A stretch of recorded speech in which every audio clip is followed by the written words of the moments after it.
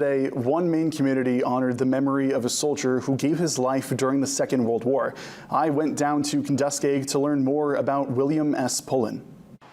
After the United States entered the Second World War in 1941, 40 brave men and women from the town of Kenduskeag answered the call for their nation. All but one returned home safely. But now the legacy of Corporal William S. Pullen will forever live on.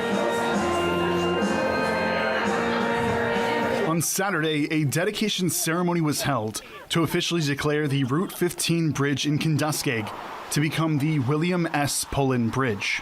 So that for all the generations to come, they'll not forget the only young man from Kenduskeag who gave his life in World War II. Since Bill was working at a defense plant, he was exempt from military service. But that didn't stop him from stepping forward to serve his country. Corporal Pullen had moved away from Maine, but when the time came to enlist, he did so back home alongside his brothers. After fighting in Italy as part of the 157th Infantry Regiment, the war brought him and his brothers in arms to France. On September 12, 1944, he paid the ultimate sacrifice.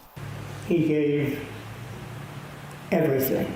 Although he was laid to rest in France, his memory is now forever enshrined back home.